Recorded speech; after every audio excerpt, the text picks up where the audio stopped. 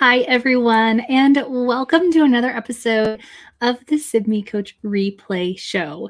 I am just here with you on my own. It's a solo episode today, one of our micro episodes, and I'm super excited to bring this to you. First of all, it's the 1st of October. Can y'all believe we're already in October 2021? Before we know it, it'll be 2022, and hopefully things will be turning up just a little bit for us. But this month on the Coach Replay, all of our episodes are going to be focusing on an element or a component of mental health or mental awareness. October, if you didn't know, is Mental Health Awareness Month. And so in light with that, that's what we're focusing on throughout the month. I think it's also really fitting that this is our topic because if you watched last week's replay episode with one of my good friends and colleagues and mentors, even TJ Hoffman, you heard us talk about devulsion. That's that phenomenon that happens to, well, really everybody. It was identified through the New Teacher Center, and as they looked at the phases of the first year teacher, and really what we've found and what the New Teacher Center found, and also everybody else who's kind of been in this work, is that devulsion, which means the dark, evil vortex of late September, October, November, is something that we really all kind of experience.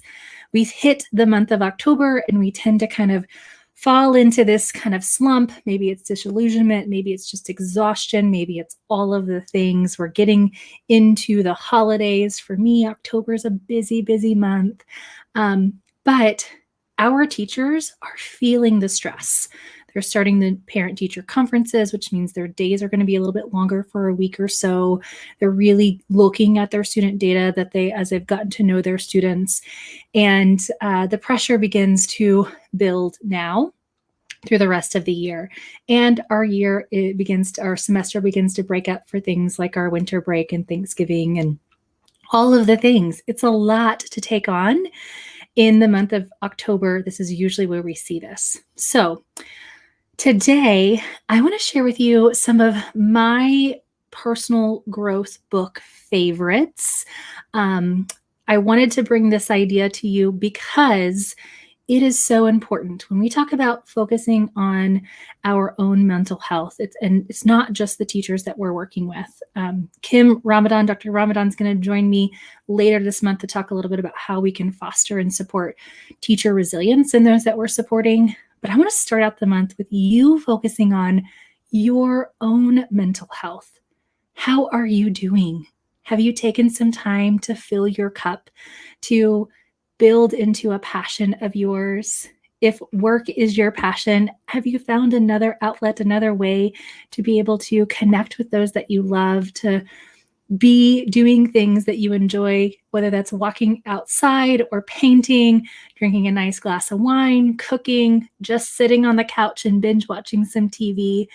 I want you to make sure, leaders, whether your job is an instructional coach, a teacher leader, a superintendent, a director of an organization, if you are not focusing on your own personal growth, there will be a time where it's going to be really difficult for you to invest in others' growth. So, a few of my favorite resources.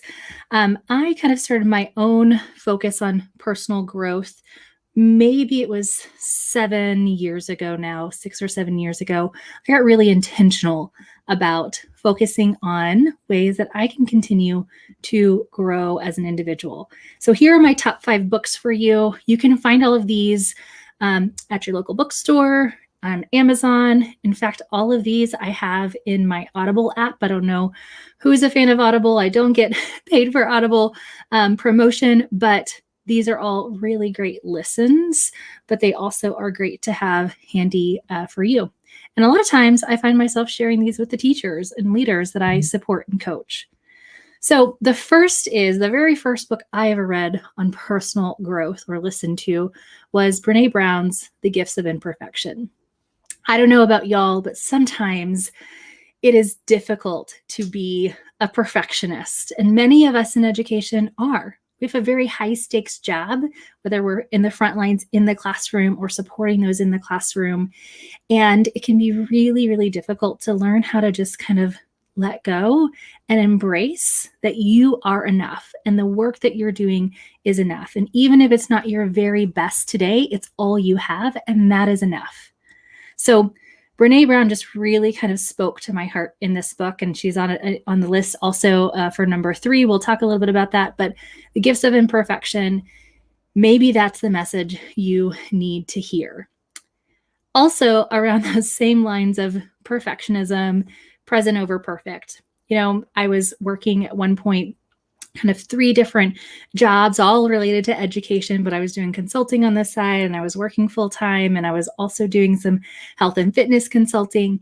And I found myself busy, which I love to be, but I was less connected and less present to those who needed me the most in my own life. And so this was a great book by Shauna Nequist on just learning how to just kind of settle every once in a while and invest into just being present. And that's so important today when we are bombarded even more with technology. Dare to Lead, Brene Brown's one of her latest books. If you're looking for some personal development as a leader in leadership, this is great. It's a culmination of many of her other books, starting from Gifts of Imperfection all the way through Braving the Wilderness, Rising Strong, Daring Greatly. So this is a really great book, and she's written it for any type of leader, from education to corporate to just leading a household. Really, really good things that you'll find in that book. And I always love listening to her books on Audible because it's her reading those books. And she's from Texas, and I can always love just hearing that Texas drawl.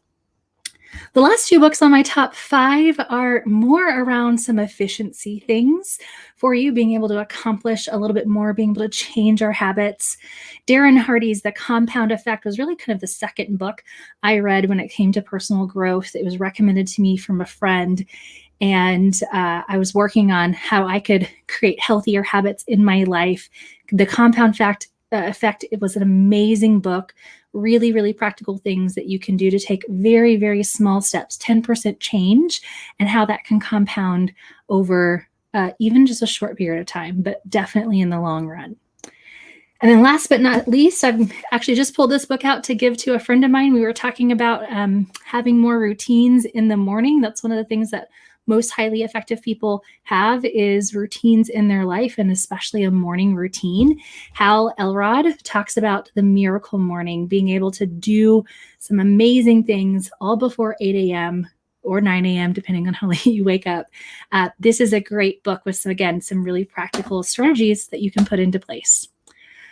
If you have recommendations for other personal growth books that you have found that you think I should read, or anybody else who's viewing, I would love for you to add those in the comments. I am currently looking for my next personal growth book. I've got tons of books on education right now that I've been reading, but I'm ready to pour a little bit into my own cup here. So let me know what you recommend. And of course, you can always access the Coach Replay notes and takeaways for more. Join me next week for another episode of the Sibme Coach Replay Show, and a more focus on health awareness. Oh, before I go, I see Stephanie Affinito's Happiness Project by Gretchen Rubin. Oh, I don't have that one. I'm going to have to check that one out. So keep adding those if you've got recommendations, and we will see you all next time on the Coach Replay Show. Be sure to like, follow, and subscribe so you never miss out. Bye, everyone.